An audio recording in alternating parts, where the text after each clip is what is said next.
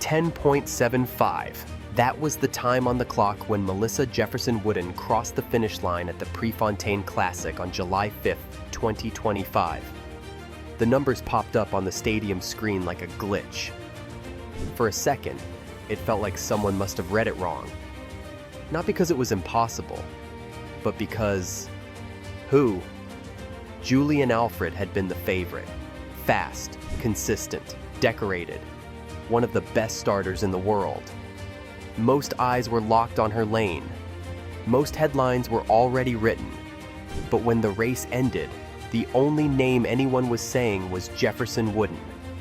No fist pump, no scream, no grand celebration. Just a nod, a quiet smile, and the look of someone who expected exactly what had just happened. And that's what made it even more unsettling. For the fans, for the competitors, and for the system that had, up until that moment, underestimated her. This wasn't just a win. It was a declaration. And the most surreal part? It didn't feel like a breakout. It felt like a reveal. For 2 seconds, the stadium buzzed with confusion. Then the announcers scrambled to piece together what had just happened. They called her time unexpected. They called her run incredible. But what they really meant was, no one saw this coming. That's how it is with athletes like Melissa Jefferson-Wooden. Quiet, efficient, powerful. She's the type you overlook until she's standing ahead of you with nothing left to prove. Because the truth is, this didn't happen out of nowhere. It didn't come from luck or from someone else faltering. It came from years of work that nobody saw. From races where she wasn't the headliner. From losses that never made the highlights. From practices that never showed up on Instagram. But on this day, in this stadium, in this heat loaded with Olympic talent, she made sure the world took notice. 10.77, second fastest woman in America this year, a top 10 mark in world history. And she made it look like she'd been doing this all along. There's a reason nobody celebrated louder than her competitors.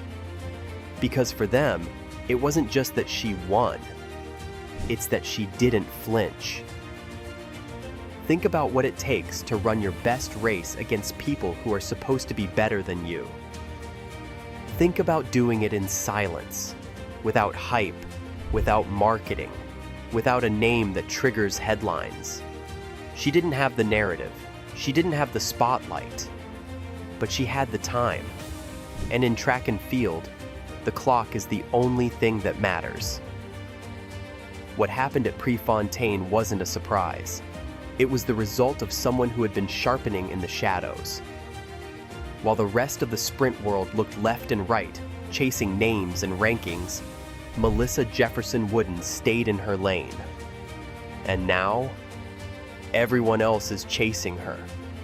To understand how she got here, how this quiet storm gathered strength, you've got to rewind.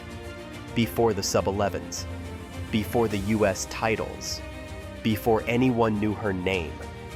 Because Melissa didn't arrive in 2025. She's been coming for a while, before she ever ran 10.77, before the Prefontaine Classic, before the Diamond League circuits, before the cameras. Melissa Jefferson was just another teenager on a small high school track in South Carolina. She wasn't a prodigy, no national headlines, no viral videos, no childhood promise of Olympic greatness, just raw speed and a deep love for racing. She didn't grow up in a sprinting hotbed. She wasn't bred by a big-name coach or a powerhouse high school. Her roots were simple: blue-collar, local, grounded. She chose Coastal Carolina University, not LSU, not Oregon, not USC. She picked a mid-major program, tucked away from the glare of the NCAA sprint factories. And maybe that's where the story starts to take shape. Not in spite of that choice, but because of it. At Coastal, there was no hiding behind systems. She had to build herself from scratch. Her coaches worked with what they had: talent, discipline, and fire. And Melissa gave them everything. She trained like someone chasing something nobody else could see. Her teammates called her focused. Coaches called her serious. But underneath that quiet intensity was a young woman with something to prove. The first big sign came indoors. In 2022, she shocked the field at the NCAA Indoor Championships, winning the 60-meter dash in a blazing 7.09 seconds. Suddenly, people were Googling her name. Suddenly, there was a buzz. She wasn't supposed to win, but she did. And just like that, her name was on the US sprinting radar. Then came the outdoor season. She ran a wind-aided 10.69 in the 100-meter dash. Too windy for the record books, but fast enough to turn heads. She followed it up with a US title in the women's 100 meters at the national championships. Just like that, she was on the plane to Eugene for the 2022 World Championships. That should have been her moment. The world watching. A young American star about to arrive. But the race didn't go as planned. She didn't make the final. And in the brutal world of sprinting, where one bad race can erase a season, the spotlight moved on. The headlines went quiet, and Melissa went back to work. What most people didn't see was that she never stopped. She didn't chase media tours. She didn't make excuses. She didn't beg for attention. She trained. She studied her races. She retooled her mechanics. And she kept showing up. There's a different kind of strength in athletes who don't get things handed to them. When you've had to carve out every inch of your career, when you've had to prove your worth at every level, you develop a kind of unshakable calm. And Melissa Jefferson had it. At some point between 2022 and 2025, she changed. Not dramatically, not with some social media transformation, but quietly. She became sharper, stronger, more deliberate. She started racing smarter, conserving energy, perfecting her start, owning the second phase of the race, the part where so many fade. She also changed her name. Melissa Jefferson became Melissa Jefferson-Wooden. And while the world may have seen that as a personal update, something about it felt symbolic, like it marked a new chapter, a reintroduction, a woman ready to run her own story, on her own terms. Because by the time she stepped onto that track at the Prefontaine Classic in 2025, she wasn't hoping to win. She was expecting it. By the time the field lined up for the women's 100-meter dash at the Prefontaine Classic in July 2025, nobody was asking about Melissa Jefferson-Wooden. They were talking about Julian Alfred, her speed, her consistency, her medal odds. They were talking about who might challenge her from Jamaica, from Great Britain, from the next wave of NCAA stars. Even the American spotlight was split, mostly reserved for Sha'Carri Richardson, whether she was running that day or not. Melissa Jefferson-Wooden wasn't a favorite. She wasn't even a storyline. But that's how she likes it. In the minutes before the race, she looked calm, not robotic, not zoned out, just ready.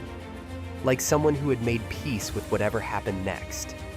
And that's when you know a sprinter is dangerous. When they stop chasing moments and start owning them.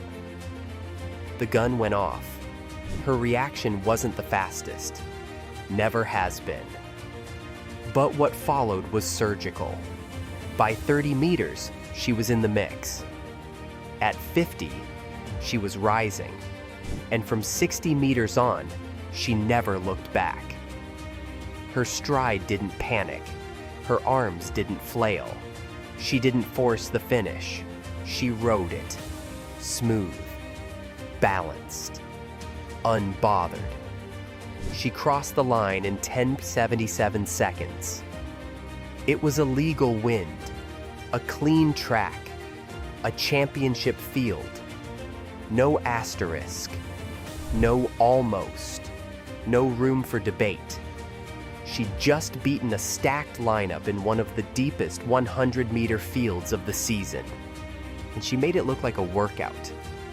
This wasn't a race that got handed to her. It wasn't about someone else false starting or fading. This was domination, built from control.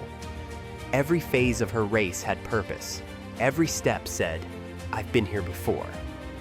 But here's the thing. Most fans forgot that she had been here before, that she'd been a US champion, that she'd run faster than this, wind-aided, sure, but still real, that she'd worn the Team USA kit on the biggest stage. The difference now? She didn't just show up, she delivered. What changed? It wasn't just her top-end speed, it was her poise, the way she held form through the final 20 meters, the way she stayed composed even after the win. She didn't scream, she didn't collapse to the track. She didn't need to, because this time, the win wasn't a shock to her. It was confirmation. She hadn't run away from the spotlight. She'd simply stopped waiting for it to find her. She built in silence. She matured through the background noise. She came back with no warning, and now she's here whether anyone's ready or not. Even her name, Jefferson-Wooden, carries more weight now. It isn't just a change on a start list. It's a signal, a reminder that she's grown, that she's her own force, that the version of herself we saw in 2022 was just a preview. This is not the underdog anymore. This is a contender. And whether the world wants to admit it or not, America may have just found its next sprint superstar. Melissa Jefferson-Wooden didn't walk off the track at Prefontaine like someone who had just shocked the world. She walked off like someone who'd been waiting for the world to catch up. And now that it has, the question isn't whether she belongs. It's how far she's willing to go. This is the part most people never see. After the win, after the time flashes across the screen, after the interviews and the highlights, this is the part where the work gets heavier, not lighter, where the expectations finally arrive, and they don't leave. Because once you run 10:77 in a real race, in a real field, on a real stage, you're no longer the surprise.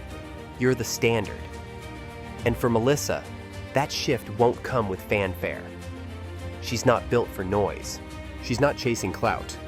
What she's chasing is time, precision, consistency, a shot at something permanent. She knows what she just did wasn't a fluke, and she knows it wasn't the peak. The women's 100-meter dash is brutal. It's the most unforgiving race in the sport. There's no room for nerves, no time for recovery. One false move, one bad block start, one overstep, and your shot is gone. It's a war waged in under 11 seconds, and it never waits for you to catch up. That's what makes Melissa's run so important, because it didn't come with chaos. It came with calm. There's a certain kind of power in athletes who don't need to announce themselves, who just show up, prepared, who don't over-celebrate the wins or explain away the losses, who let the work speak and the clock confirm. That's where she lives now, in that space between quiet belief and global recognition. America hasn't had a consistent 100-meter presence since the era of Carmelita Jeter and Tori Bowie. Sha'Carri Richardson might be the face, but Melissa Jefferson-Wooden is becoming the foundation, someone who can show up round after round and get it done. And maybe that's her greatest weapon, longevity. Not the kind measured in years, but in moments. Finals, titles, anchor legs. Times that last longer than the noise around them. She's already run faster than most sprinters ever will, and she's still in her early 20s. So what comes next? Maybe it's Paris 2026. Maybe it's a sub 10.70 season. Maybe it's a medal on the biggest stage, in front of a world that's finally paying attention. Or maybe it's something even bigger. Maybe Melissa Jefferson-Wooden isn't here to chase history. Maybe she's here to make it quieter, sharper, simpler. Maybe she's here to show that sometimes the loudest era in sprinting belongs to the one who says the least.